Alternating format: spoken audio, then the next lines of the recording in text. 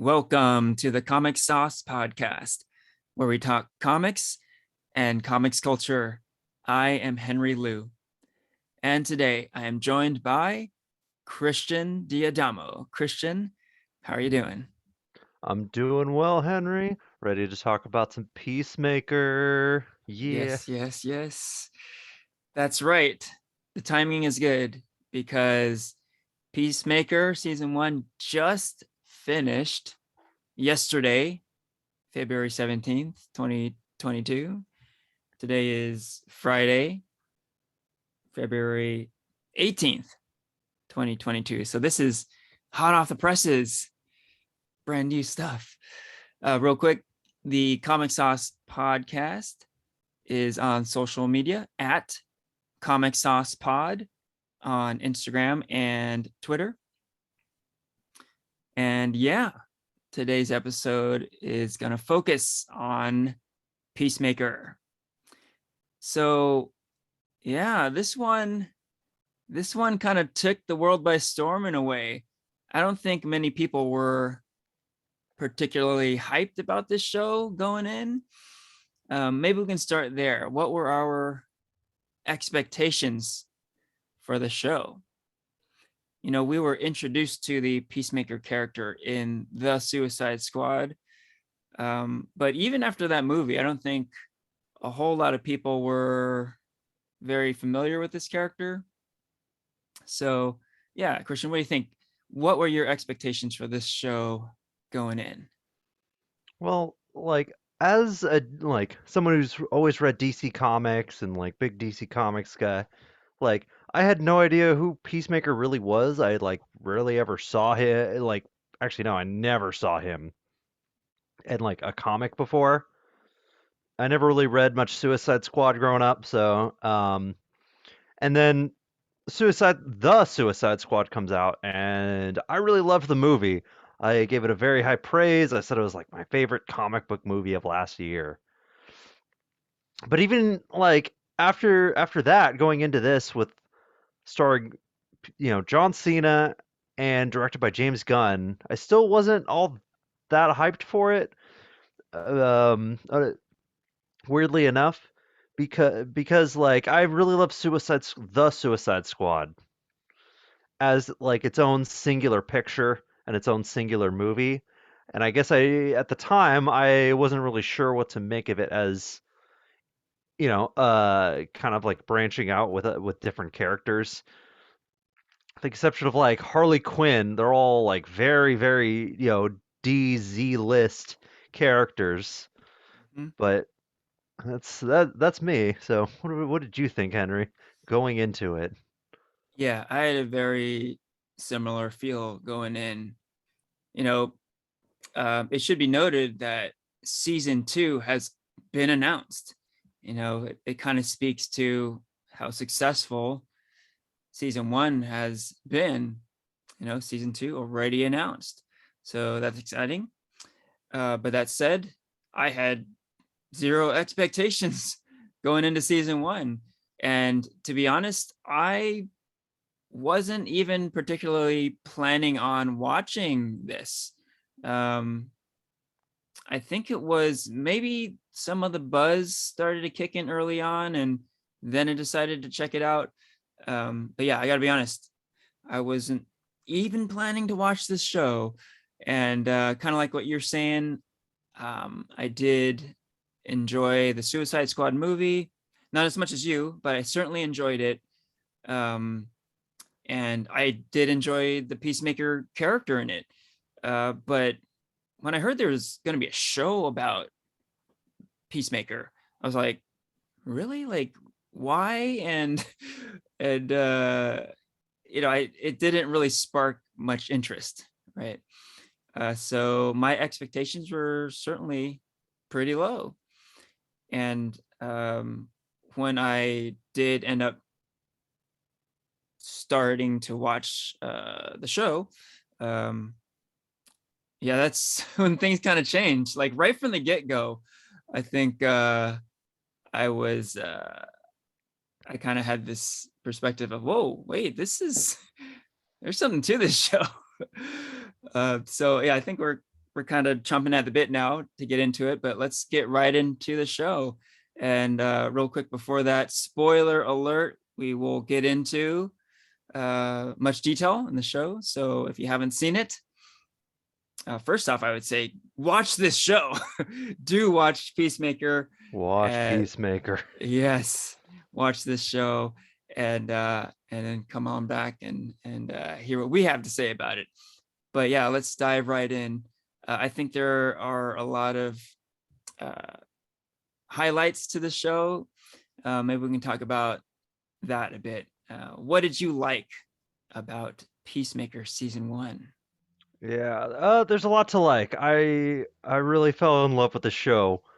Um, and like it is wickedly funny. It channels a lot of that same energy as the Suicide Squad, that James Gunn, like over the top, very like 80s driven kind of vibe to it Mm-hmm. that I just really personally vibed with. I never thought I would say this, but John Cena is a really good actor. I think this is the perfect role for him.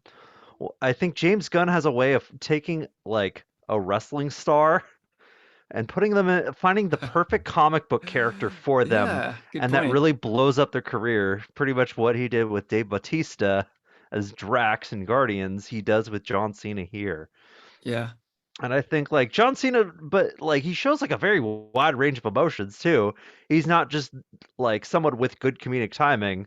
Like he hits some really good like emotional beats as well towards the latter half of the series. Um, I I think it's like very well done. I think the bugs were actually like they channel also the same energy that they had with Starro, where they're like very grotesque and in literally in your face. The second time there's like an alien that like acts very similar to the face hugger from Alien, although this one goes inside your mouth. Yeah. And I think that like the hardcore action and gore mixed with that element of like body horror in there like just seems to vibe really well with Peacemaker and James Gunn.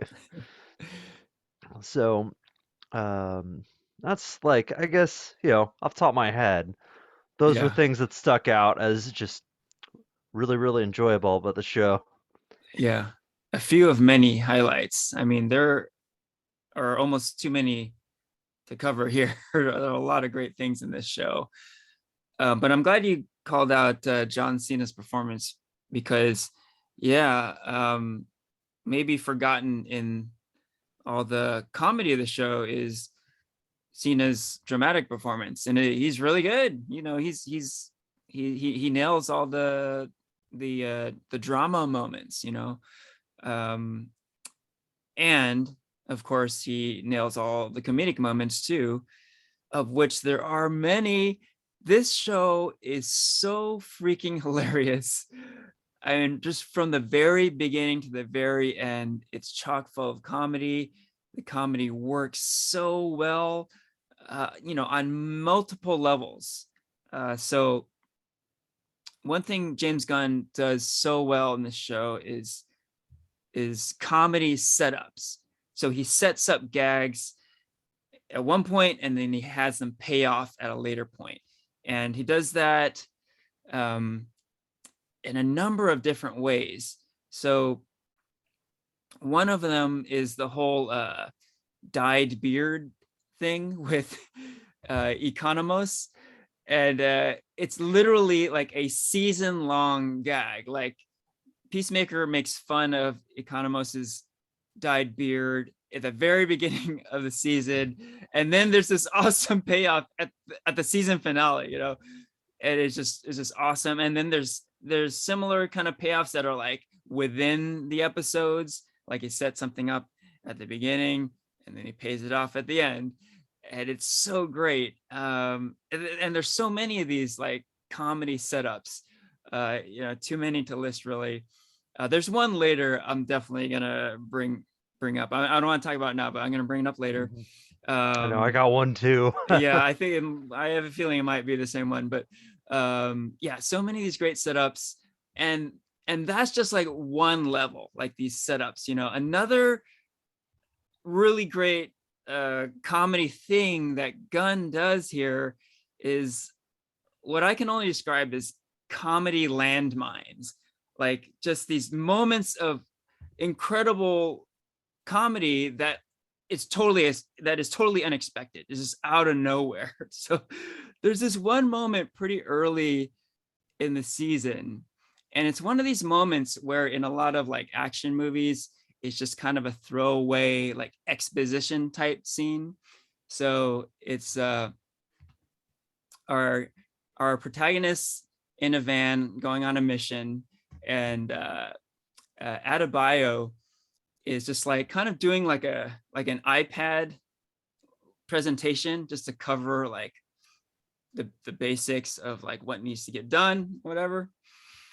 And almost immediately, you know, myself, I'm sure a lot of the audience was almost like starts to kind of tune out, maybe subconsciously, but just kind of starts to tune out because like, oh, okay, here comes an exposition moment, right? And then boom, like she she swipes the iPad, and then you see the image of like female genitalia just like out of nowhere. And then like everyone in the van goes whoa, and the audience is like is having the same reaction, right? And it is just completely hilarious, and it just comes out of nowhere, right? And like that's another type of comedy that Gunn uses in this show. He just like has these like explosions of comedy that come out of nowhere, right? So like particularly that moment, like when that moment happened, I'm like, whoa, I can't not watch this show because I have to see what happens next. I have to like keep watching and see if there are more moments like this. I can't miss this, right? And sure enough, there are a lot of moments where um, they don't really, I don't know, serve the narrative of the story, and they don't really mean a whole lot per se, but they're just freaking hilarious, right? So like all added together, I'm telling you, beginning to end, this is like one of the funniest shows I've seen in a long time, and I was just laughing my ass off the whole time, and it's great. It's a really fun show. Yeah, I definitely agree there. I think like another thing I think James Gunn does really well that really adds to the comedy is especially with this show, and we've seen him in some of his other ones. Is I think he's so good at taking bottom of the barrel like the Z-list characters, blank slate, Yeah, and really making them his own. yep, And like he's really good at making these characters feel like losers in a way. Like you see part of the comedy is watching these characters fail really mm-hmm. hard. Yeah, Um and like kind of have these like really like, these big fuck up moments. Um I I, I got to talk about I guess like what I was alluding to earlier with a really great setup and payoff. I don't know if this is what you were talking about, but um, in the very last episode, when he's going over the different helmets, and he's like, "This is the human torpedo helmet," yeah, yeah, and he describes what it does and all that, and then later you see Adebayo with the human torpedo helmet trying to save Peacemaker, and she shouts, "Human torpedo!" and like just literally torpedoes into a wall and pretty much just crash and burns right there because you're expecting this like big moment where she saves the day, yeah, but she just crashes and burns, and it's so like goofy looking, but like what like and like just watching her hit the wall and fall down like that, it's sudden, you're not expecting it, and you're expecting, and even when you see her with the helmet, you're expecting her to take out the bad guy, but she does it, and it's really hilarious, and there's a lot of just moments like that. yeah. where you see the characters try to do something and they just like completely fail and they have to work around that. Like another one is where very actually similarly is when Peacemaker's trying to get Eagly to take the sonic boom helmet and Yeah. drop it onto the barn where all the butterflies are, but Eagly just swarms off with it and they have to go find it. Yes. So I think like James Gunn has just done like a really great job at like just crafting losers and making them like very endearing while also like really hilarious. Yeah, totally. Yeah, I was gonna comment on that too. He is really building up this ability to make you fall in love with these misfit bands of outcasts, right? You know, we got the Guardians of the Galaxy, we got the Suicide Squad, and now we got Peacemaker and his team, right? And it's like he's going further and further down the D list, right? Like, you know, when he introduced the Guardians of the Galaxy to the world, a lot of people were like, who the hell are these guys, right? So they were B list at best.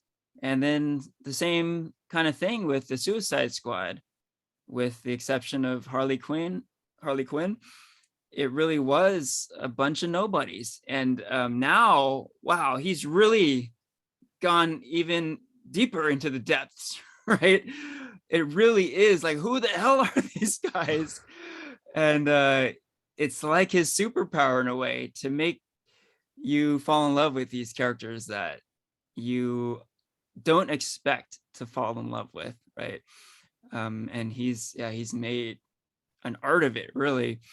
And yeah, it's something else. Like we were talking about expectations, and yeah, I certainly wasn't expecting to enjoy this show this much, but I have enjoyed it a lot. And yeah, it just like looking at the poster, like other than Peacemaker, a character that I knew little about, um, I had no idea about these other characters, and yeah, it was fun getting to know them. I guess I should mention I was marginally familiar with the Vigilante character, but for the most part, I was going in very fresh. So pretty cool to be pleasantly surprised like this. And I'll note too, the comedy moment you brought up wasn't the one I was thinking. So Ah, I'm gonna tease it a oh little great. bit. Yeah, I'm gonna tease a little tease more it. for later. Yeah, for later. I'm gonna bring it up.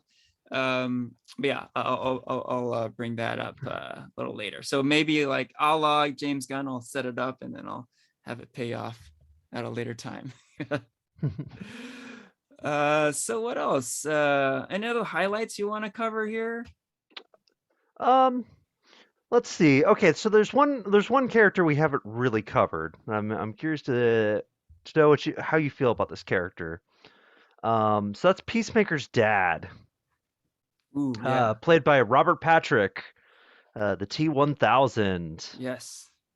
Like, um, which like I thought he was great. I thought he did really well. I thought he was great. He was such a scumbag, and he's like the perfect character you like.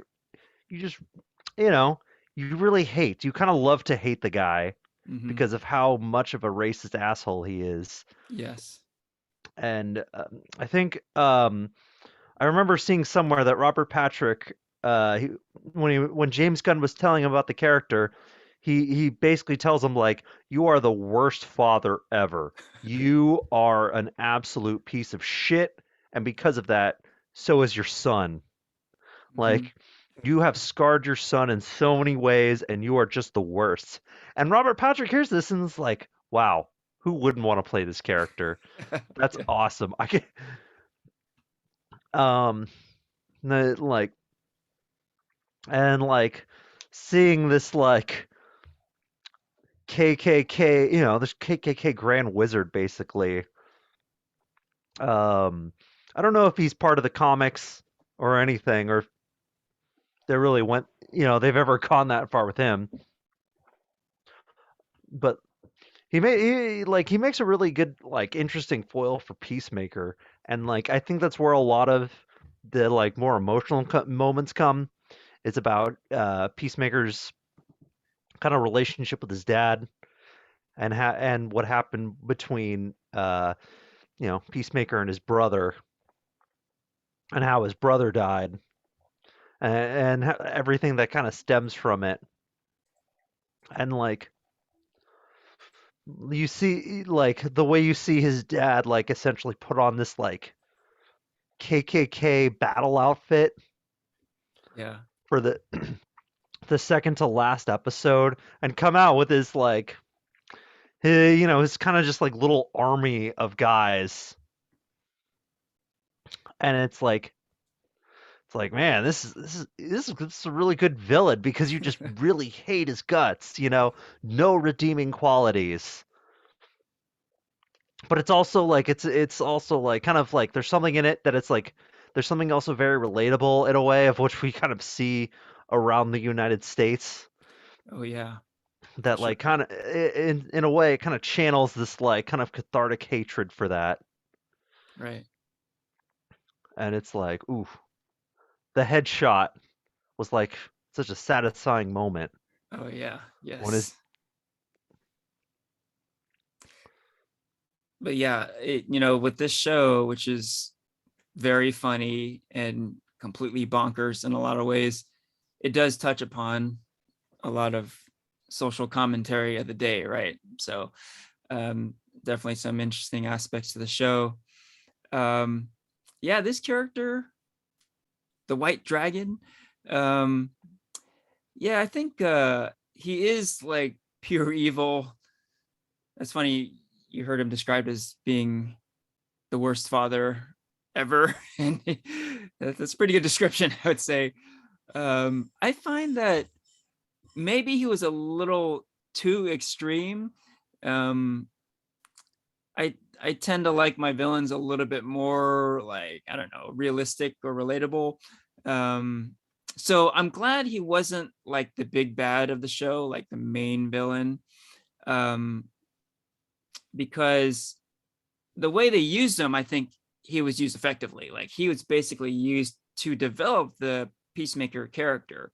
When you find out how terrible a father he was, you start to understand why Peacemaker is the way he is, and you kind of, build some sympathy towards him, right? And so, from that perspective, I think it's an effective character. The father is an effective character to develop the Peacemaker character. I do think the character itself is a little extreme, and yeah, like I said, I'm glad that he wasn't the main villain in the show. But yeah, as a character developing device, I think it's pretty effective. And yeah, certainly when you get to see Peacemaker take him out, it is a pretty satisfying moment for sure. Okay, yeah, you had something, Christian? yeah, no, it's like I agree. I think that like he is better kind of off on his own Yeah, or like off to the side to leave the big alien, the cow, as kind of the main villain for the final episode. yeah, indeed. And I think Oh yeah, go ahead. I'm glad that they have like there's like two episodes like for the finale, like one for him that comes first, um, or one for White Dragon that comes first, and then they focus the last episode on just the cow and taking out the butterflies. Yes, yes, yes. Okay, so let's see. Maybe a little bit about some of the other characters in the show. We mentioned, of course, Peacemaker and Adebayo and Economos. There's also Amelia Harcourt, um, and there's Clemson Mern. And of course, Vigilante, right? The So, sidekick. yes. Now, yeah, I think the cast overall was quite excellent. We talked about how Cena puts in a great performance, but I think overall everyone's really good in their roles. Um, how about the Vigilante character? I think Vigilante had a lot of great moments on this show. Um, yeah, what did you think about him? Yeah, he played off of Peacemaker really nicely, and like he's like kind of the weirdly obsessive fan that like tags along, but like kind of surprises you sometimes. Like there's like a part in where like vigilant or not vigilante, Peacemaker is on the mission where he used to like shoot the family of butterflies in like the house, and he just can't do it. Peacemaker just he just like no, I can't do it. I can't like they're telling me to kill kids and I can't do it. And Vigilante just shows up and takes all the shots out of nowhere, and you're kind of not expecting that. Or the way like Vigilante like he has like some like he kind of takes that like superhero like persona just way too seriously. How he always keeps his mask on until everyone kind of already knows who he is. Right, right, The part where he gets his like toe cut off or yeah, half cut off, right. like he was great. I really enjoyed him, and I think he added like he played off to like the rest of the cast really well. Yeah, I agree. I thought Vigilante was great in this show, and really an unexpected source of comedy. He was, yeah, he almost stole the show in a lot of the scenes here. One thing that came to mind though is that yes, Vigilante isn't, a household name in terms of known DC characters, but he was like the one guy I actually did recognize. I'm like, hey, I remember that guy. He's like a Teen Titans villain or something, right? Um, and Oh as yeah, I understand it, he's not a doofus in the comics, right? no, In the show, he's a total goofball. He's a total idiot doofus. I wonder, like, are there going to be some comics fans who are going to be like, hey, what the hell did you guys do to Vigilante? Or he's like a total idiot.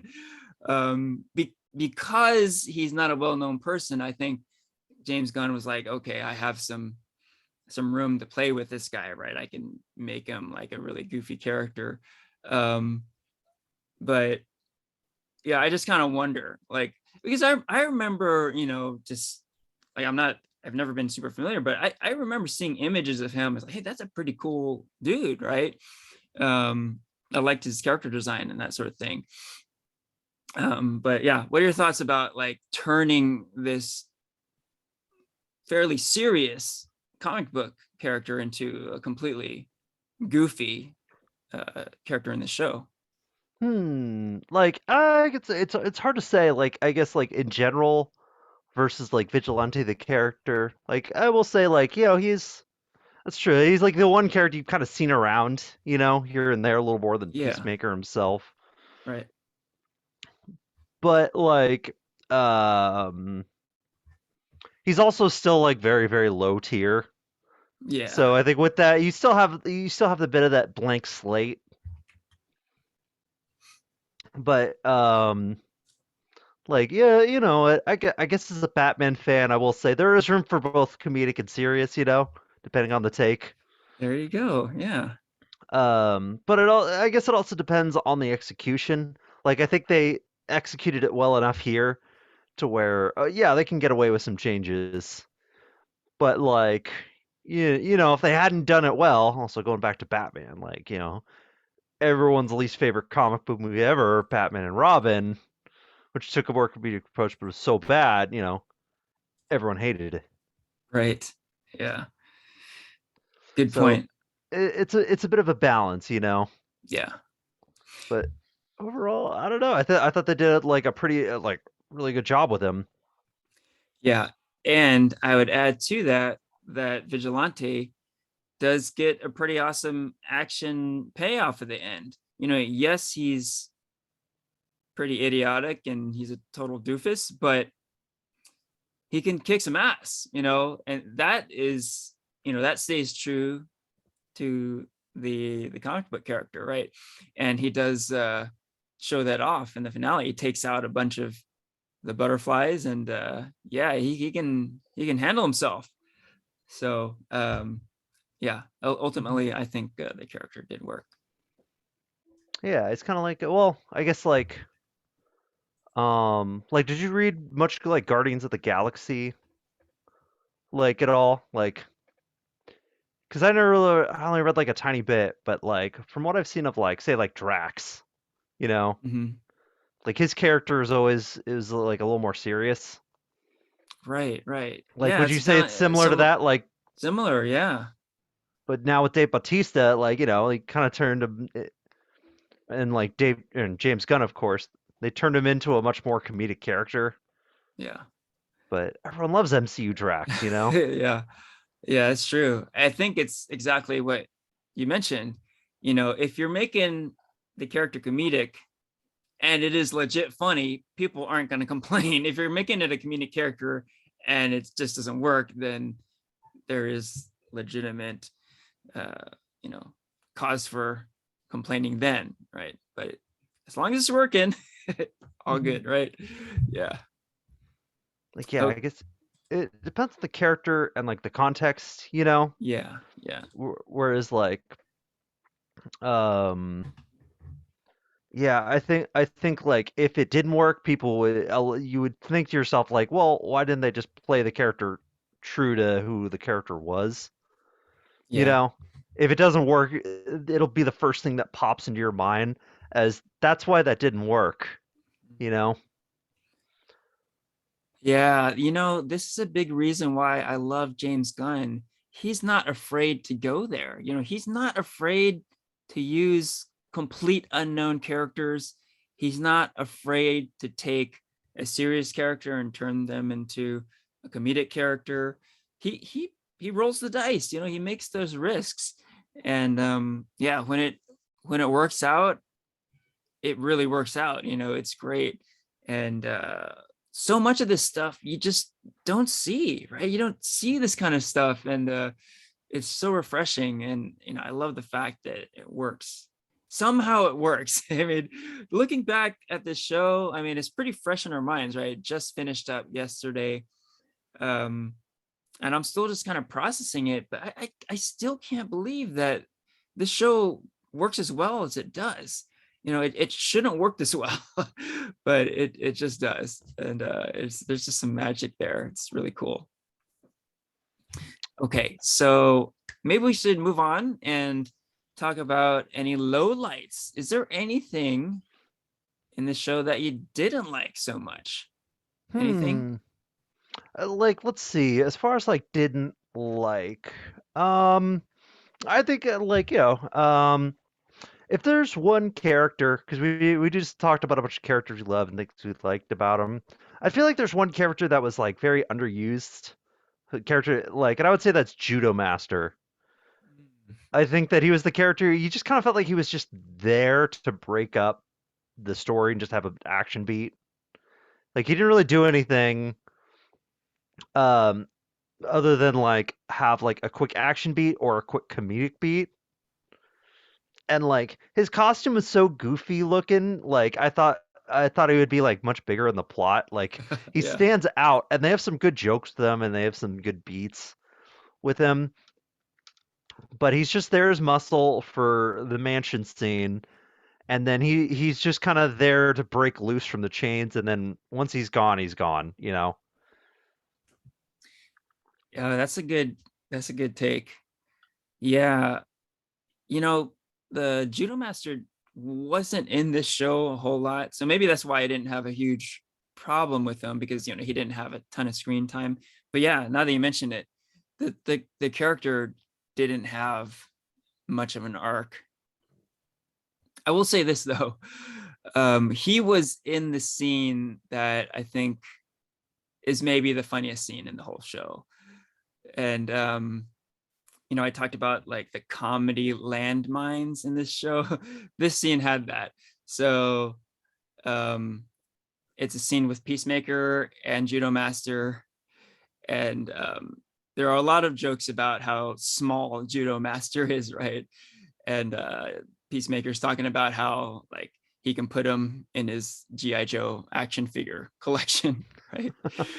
And he goes on to talk about like other action figures he has, including Chewbacca, right? And then Peacemaker just throws out this line: Wookiees have teeth on their assholes. That's canon. I just I forgot about that. Oh man, that's unbelievable. great. Yeah, like I just could not believe it. I had to rewind a couple times and I was like laughing my ass off. And a little bit more on this line. I follow James Gunn on Instagram, and he posted a pretty funny picture after that episode. And it's him Googling, and he took a screenshot. He literally just typed in DO space WOOK, do Wook, right? Not even Wookiees, do Wook. And then Google autofilled, and it it autofilled, do Wookiees have teeth on their buttholes? Number one on the results. Number one.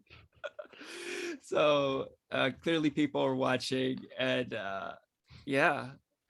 And People were wondering. strangely, people were actually, I don't know, they thought it really was canon. I don't know, but it's I just wonder, is it canon?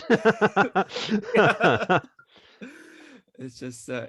everything about that line is awesome. And yeah. So I agree though. I agree. The Judo Master character was a little underserved. It seems like maybe they're setting him up to do more stuff in season 2, perhaps. So maybe we'll see some more development there. As it was, yeah, not a whole lot of development in season 1.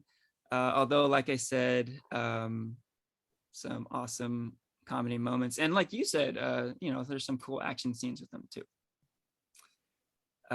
Okay, one thing I wanted to bring up is, yeah, like I said, I'm still kind of processing the show, and it is different, like I've been saying, it's just kind of a different type of superhero entertainment. And I'm so used to characters that either A, I'm familiar with, or B, that I'm like able to relate to. This show really challenges that, right? So these are not known characters, and it is difficult to really identify with these characters, right? And the show itself kind of admits to this. Like, there's people who are murderers who you're supposed to be kind of rooting for, right? And yeah, the Adebayo character is kind of like the voice of reason. Like, we're supposed to be kind of relating to her, right? So in a way, yeah, she's like the relatable character, but pretty much everyone else is so extreme that it is really hard to, completely get behind these characters. So I kind of struggle with that. They are flawed characters, and they're purposely flawed. I do recognize that.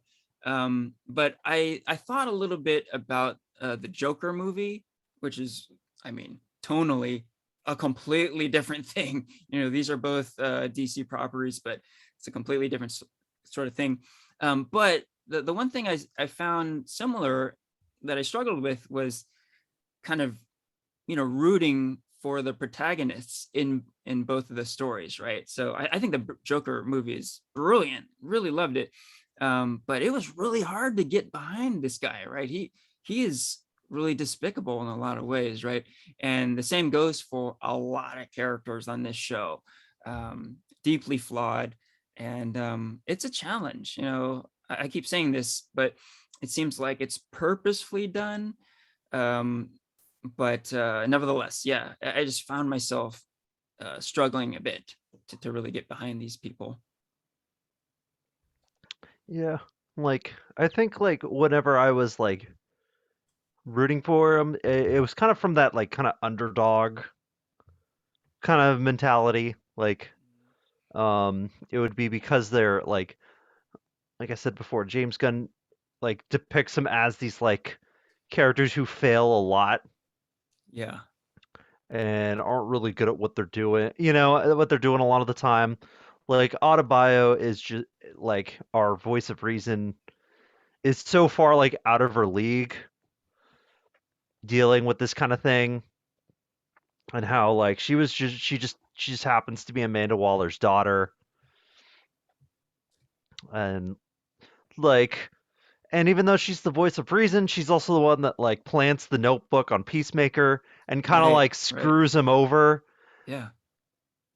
and is the one that's like, "Oh man, you were like the straight shooter, you were the good one." But Yeah. now, oh man, you kind of do that thing that makes me like not like you, you know? And like but you know, on the flip side, you have like people like murdering people and how Right. Vigilante has all these great moments, but like I said, he's just like, you know, he kind of jumped to murder the family of butterflies with Yeah. kids and all that. Yeah. Uh, and Myrn, the serious one, you know, the serious, you know, commander of this whole operation turns out to also be a butterfly. Yeah. Yeah. Yeah, maybe on a deeper level, the show is trying to blur the lines of good guys versus bad guys, right? Everyone is flawed in this show. Everyone, like you mentioned, even the Adebayo character has some moments of regret and just poor decisions, right? Everyone is flawed, and as it turns out, the ending of the show is kind of vague, right? Um, Peacemaker and his team save the world? Question mark. Even that isn't super clear, right? So maybe we can talk about that a little bit. Basically, um, Peacemaker is successful in stopping the butterflies, right? Um, it's a global threat. These aliens and Peacemaker and his team are victorious in stopping them. But even the butterflies who kill humans and are looking to essentially take over the world, even they are somewhat sympathetic because their reasoning is to better the world, right? By their estimations, where the world is heading, where Earth is heading, is doom and destruction. They see they see the misinformation that we're all seeing in real life right now, and they're seeing the greed and corruption that we are all seeing in real life right now. And they are seeing the human race coming to an end, and they are looking to save us, basically, right? So did Peacemaker do the right thing? That I think that's a legitimate question. Like, in the end, it was a kind of a classic superhero saves the world type thing. But do you think he did indeed do the right thing here? Yeah, I guess that's the big it's a good question because I guess like do you, like because you know you see there's a lot of imagery about America. You know, he has the eagle as a pet, Yep. eagly. He had you know there's like all these American flags everywhere and like a sense of like machismo. You know that like classic Americana action hero.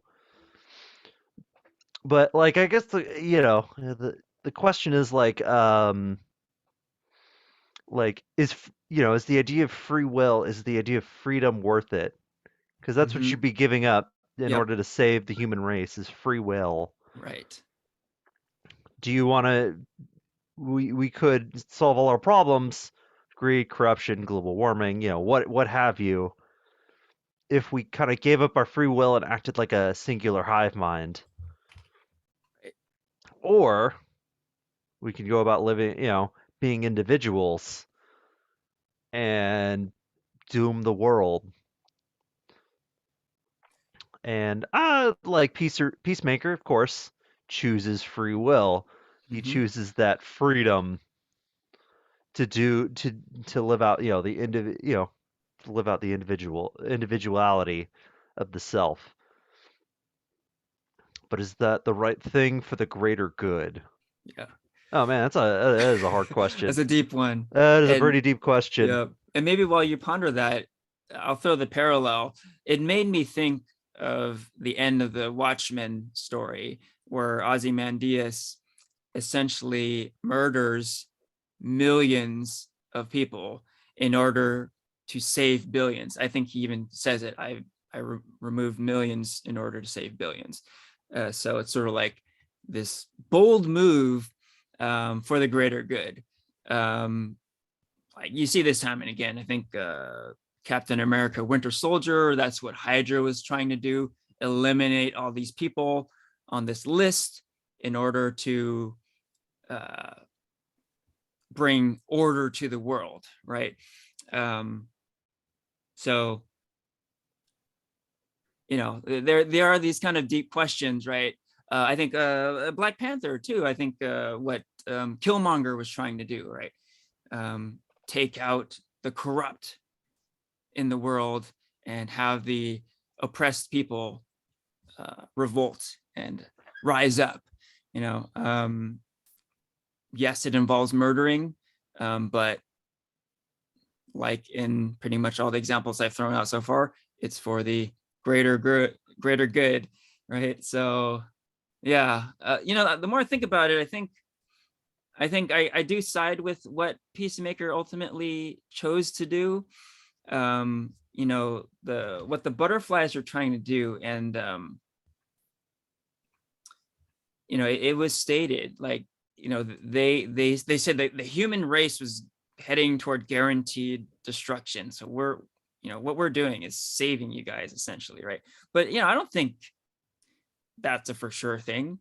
And the show ends kind of on a uplifting note, right? It's almost like Peacemaker has this reframed new perspective on life, and there's just kind of an optimistic feel. And I think the takeaway for me was, um, as long as people are informed and want to do the right thing, then there is hope for us all, right? So maybe it's overly optimistic, but I feel like, hey, that's a good message. And if Peacemaker can turn his life around, then why can't the rest of us, right? So anyhow, that's my take. Yeah, like I guess another character. Keep going back to Autobio. Hmm. Um, after she kind of does, she kind of betrays Peacemaker, and in the mind of the audience, we're thinking like, I don't like this character as much anymore. She comes around, does the right thing at the end, and outs Yeah. Amanda Waller, her Hmm. own mom, and goes public with everything that Amanda Waller was doing with the Suicide Squads, and how they were using prisoners for Black Ops military missions. And so, eventually, people do come around and do the right thing of their own free will. Yeah. Adebayo did that of her own free will, Yeah. and so yeah, it's like another shot at like hope that we can turn things around of our own free will while maintaining our sense of individuality. Yeah. There we go. Indeed. So okay, I guess with saying that, I guess I do side with Peacemaker as well. Yeah. It is a fun topic though, Yeah, because it's an yeah, especially with superhero movies, these sort of things come up, and usually it's like the villain who is doing this sort of like, we must do this in order to serve the greater good type thing. um, but it is thought provoking for Mhm. sure. Okay. We're just kind of in sort of random thoughts mode. And speaking of random, I did I did jot down another comedy moment I want to call out. So yet another one of these like comedy landmine moments that are just like kind of out of nowhere and they don't serve the story particularly. But there's a reference to Green Arrow on this show, and it is in the season finale. And yeah, Green Arrow comes up. I think Vigilante mentions him because they were thinking of like setting up a wire and just sort of like sliding the sonic boom helmet across the wire and then having it blow up uh, in the barn to destroy the cow, right? So Vigilante's like, oh yeah, like Green Arrow, right? And then Peacemaker says about Green Arrow, that dude goes to Brony conventions dressed as the back half of Twilight Sparkle with a hole drilled in the back of the costume. And just like another one of these moments that are just like, what did you just say? And I had to rewind and I had to take it down. just brilliant. So brilliant.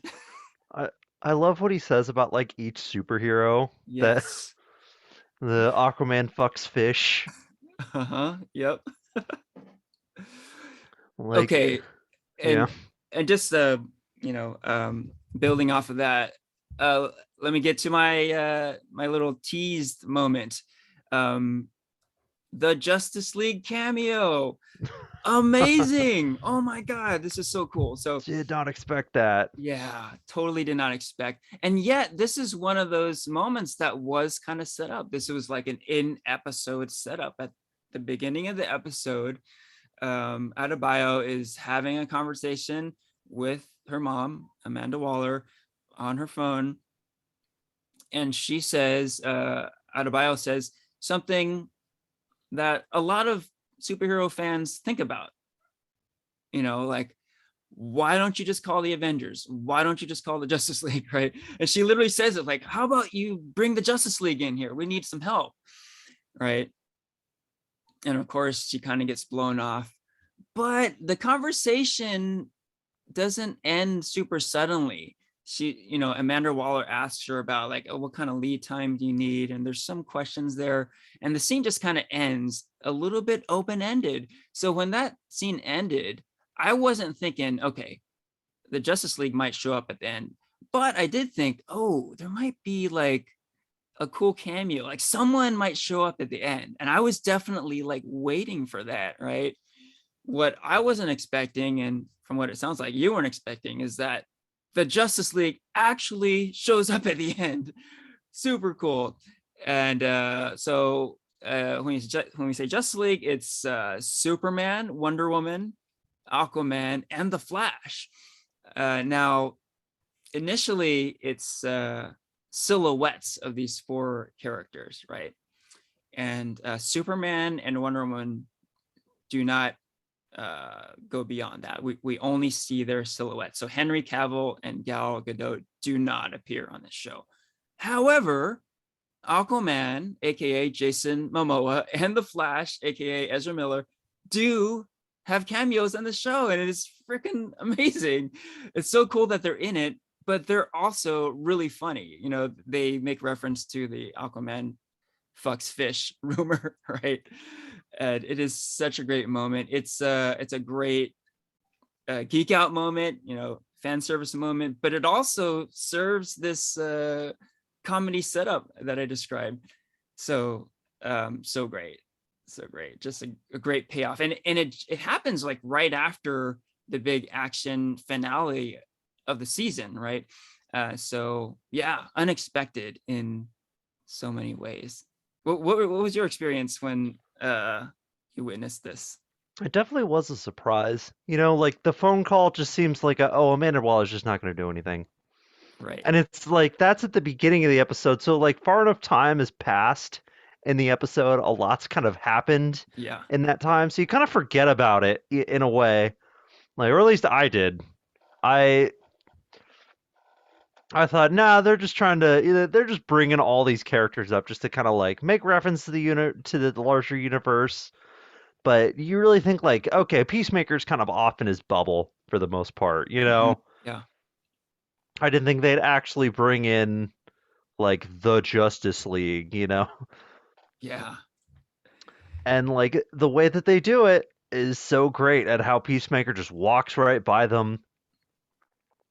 And like I never thought I would ever see Aquaman tell like Flash to go fuck himself or something like that. Yeah. I just didn't really think they would do that. Yeah. And but like the fact that they did kind of makes it all that like the funnier, you know? You're not Mhm. really expecting the Justice League to say the F word. Yeah. It is Eh, so cool. It is so cool that they let Gunn do this with these characters, right? Yeah, like you said, totally unexpected. Love it. yeah, you're not really sure what like the budget is for the show and like if like they could afford the, the larger actors like you Yeah. think like okay, they'll bring in like Amanda Waller and that's probably the farthest they'll go, you know. If just Yeah. for like a couple scenes and that's it.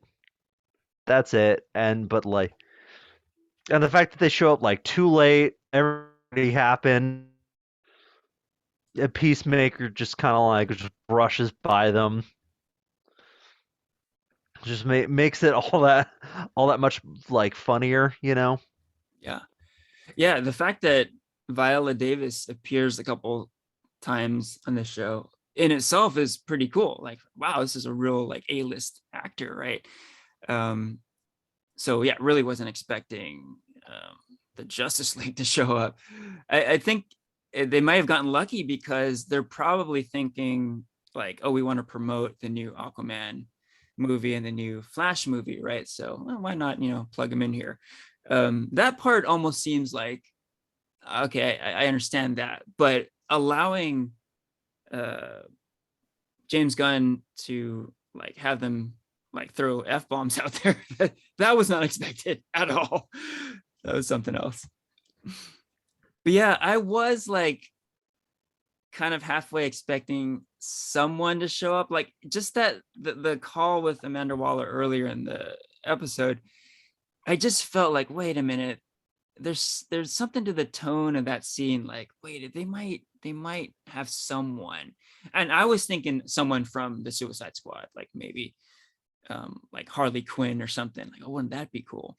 um but no way was I expecting the Justice League to show up here, so that was awesome.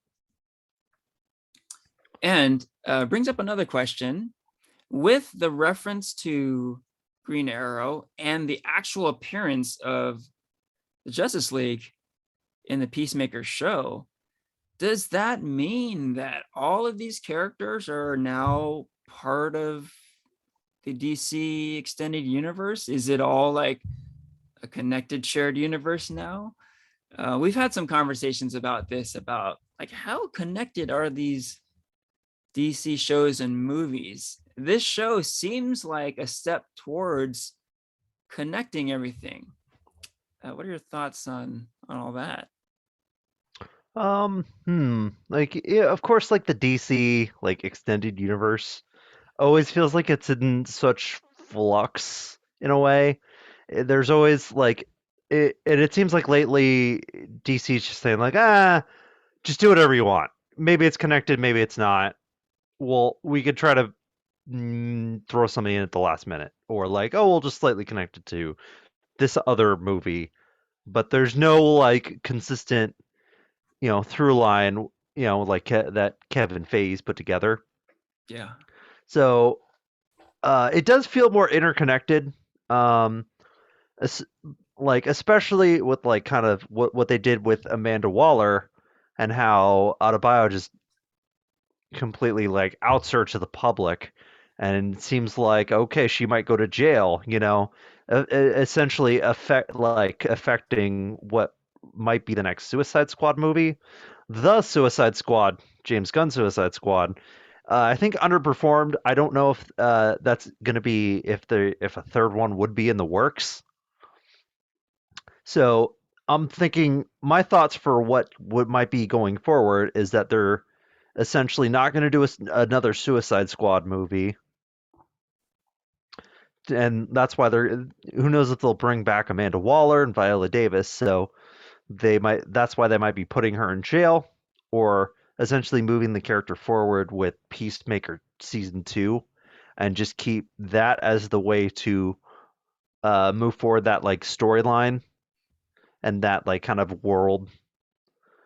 Um, and with the larger Justice League, of course we are seeing like Aquaman and Flash, and so it's like it's hard to say what like the future of the DC is going to be until I guess after those two movies, specifically Flash, because that's what everyone's saying is the one that's going to reset the universe.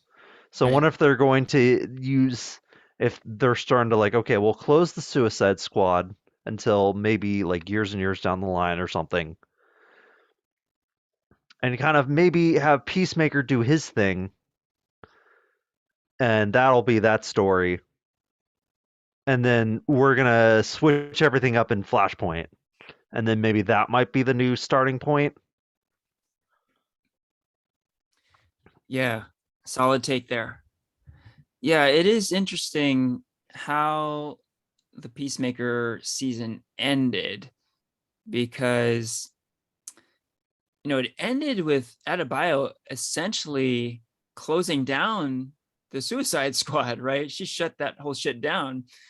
And it does make you think, especially now that they've announced Peacemaker season 2, it makes you think that maybe there will be no more Suicide Squad movies, at least in the near future. There won't be a follow up to the Suicide Squad. And instead, they'll just continue uh, the story through the Peacemaker TV show, right? I could definitely see that playing out.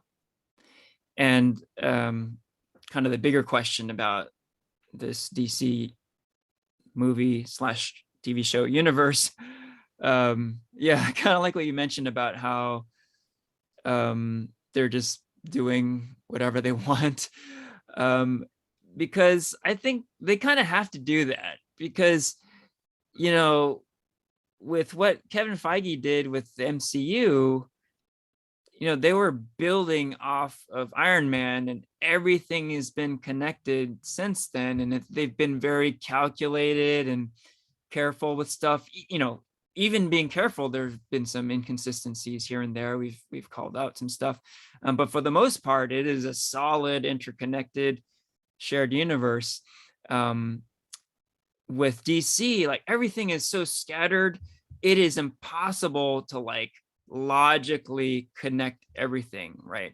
So, yeah, I think right now maybe they're taking the right approach where it's sort of like we'll just do what we want.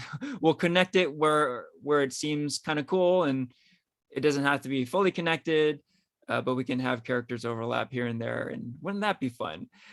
So I think as long as you're not being too much of a stickler about things, it is kind of cool the approach they're taking right now. I mean, shoot, Jason Momoa, Aquaman in the Peacemaker show. I mean, shit, that was so awesome. So why not leave the door open for other moments like that? That would be cool. Yeah, I will say like largely like one thing about DC is like they'll do like a lot of one-shot comics or like one-off storylines that may or may not be connected, they don't know. Or like off in their own universe, Like Batman Year One is one example of like just a story that Frank Miller made. It's Mm-hmm. that like isn't that wasn't really part of the canon, but just elements of it. It got so popular, elements just kind of got folded in over time. But it wasn't. It was kind of made out of continuity. Same with the Dark Knight Returns, All Star Superman, or just kind of like some of their most famous comics are largely their own self-contained stories anyway. Mm-hmm. So I will say like, that's kind of even though they kind of just there's no like careful planning and there's no like through line of oh what are they gonna do with the mother boxes. it's like that's just DC in general, and I think like maybe now they're starting to play a lot more to their strengths. They've kind of seen like what people want. Oh well, we'll just here you go, just make a Joker movie, do whatever you want. It's not connected. Oh, here's a Batman movie that probably isn't going to be connected either. You know. Yeah, I like that. You know, you bring up a great point. There is comics precedent to doing this. You know, when the Joker movie hit with huge box office and a lot of acclaim, a lot of people were like, okay, what's next? Is there going to be a sequel? Are they going to tie it in with the DCEU, all this sort of stuff? And now I think we can safely say that it can be its own thing. There doesn't have to be a sequel. It's a great movie. You can enjoy it, and it doesn't have to be connected at all. All good. So yeah, I think, I mean, so much of us are in that mode of like, oh, everything's got to be connected. Um, Maybe we should kind of let go of that, right? Just enjoy what's out there, and if it's not connected, that's fine. Yeah. And it's funny, you just used the term canon. So the joke I mentioned earlier about, that's canon. I want to use that more in my life.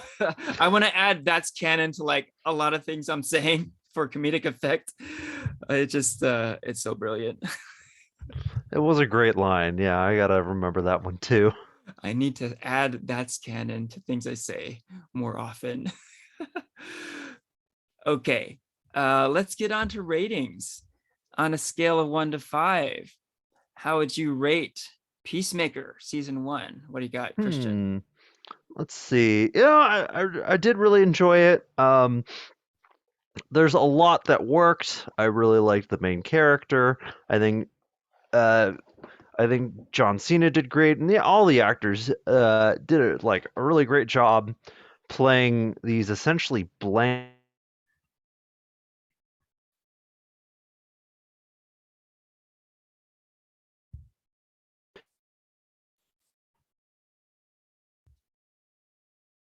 two scumbag, and two you have the A. So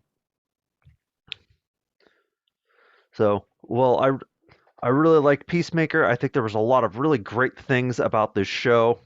I think the cast did a great job. The humor was very on point. I thought the villains were great and kind of covered two very different grounds for the Peacemaker character and his team. One being the personal villain, whereas the other being the larger than life alien villain.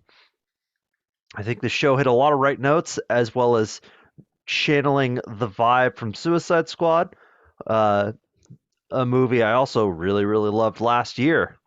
So uh, I'll give it the full five. I think, yeah, 5 out of 5. I think James Gunn is taking kind of what he does best and working on it more and like giving us more of what we love. Good stuff. Awesome. Yeah. Um, I do agree that James Gunn is at the top of his game here. It's almost like he's really finding his groove. He's finding what really works best for him.